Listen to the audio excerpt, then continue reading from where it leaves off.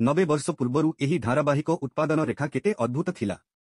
गंडा तार तीक्षण सिंगकु काठ काटिबा यंत्र भाबरे व्यवहार करुथिला। एही कार्य दक्षता अति भल थिला। कटा जाइथिबा काठ पटागुड़िक तापरे छिद्र करिबा पर्यायकु जाउथिला। हिप्पो निजर शक्त दांत व्यवहार करी काठ पटा उपरे सुंदर गोलाकार छिद्र करुथिला। एही काठर परिवहन पद्धति रे दुईटी साप ट्राक बेल्ट भाबरे काम करी परिवहन गाड़ी को शक्ति जुगाउथिले।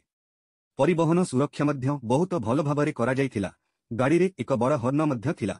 छिद्र होइतिबा काठ पटागुड़िक लाल दाढ़ी थिबा लोककु स्थापन करिबा पई दिया जाउथिला एवं कंटा पिटिबा पई दुईटी काठहणा पक्षींकु व्यवहार करा जाउथिला, जहा काठहणा पक्षींकर सुविधाकु पूर्ण रूपे उपयोग करुथिला। एही पशुमाने एकाठी काम करिबार कारण हेउछि एक नोआर नाब तयारी करिबा। किछि समय पूर्वरु नोआ जानिबाकु पाइले जे जंगल शीघ्र बन्या द्वारा बुड़ीजिब। जंगलरे थिबा पशुमानंकु बंचाइबा पई नोआ तांको परिवारकु पशुमानंकु एकाठी करी नोआर नाब तयारी करी आश्रय नेबाकु कहिले। नोआंको परिवार सदस्य माने निज निज कार्य करुथिले। तिनी पुओ जहाजर प्याडिंग पई दायी थिले एवं तिनी झियो खाद्य संरक्षण पई दायी थिले। कंटा बाघर सहयोगरे समग्र परिवहन कार्य अत्यंत द्रुत थिला।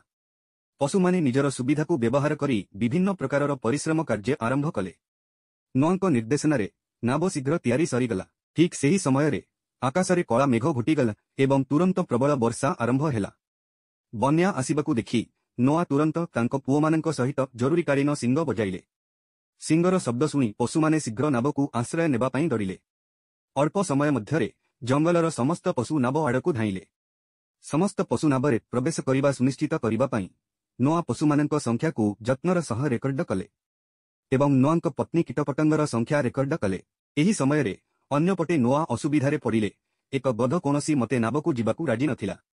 जेतेबेले नोआ एथिपाई चिंतित थिले, एक बिजुली गधर पछपटे बाजिला, जहां एही समस्या को सफलतार सह समाधान कला।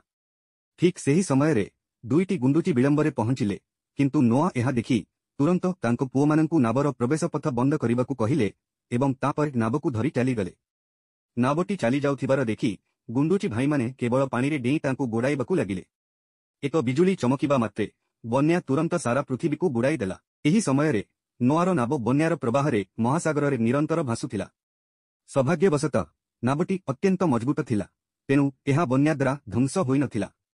एही समयरे नाब भितरे थिबा पशुमाने एपट सेपट होई जाउथिले। बन्या शीघ्र कमिजिबा पई नोआंको परिवार परमेश्वरंकु प्रार्थना करिबाकु लागिले। 2.5 सप्ताहर भासिबा परे बन्या शेषरे कमिगला। सूर्य मध्य तार उष्म प्रभाव देखाइला एवं वर्षा परे आकाशरे इंद्रधनु मध्य देखागला। एही दृश्य देखि पशुमाने खुशीरे नूतन जीवनकु स्वागत कले। शेषरे जण जण करी समस्त पशु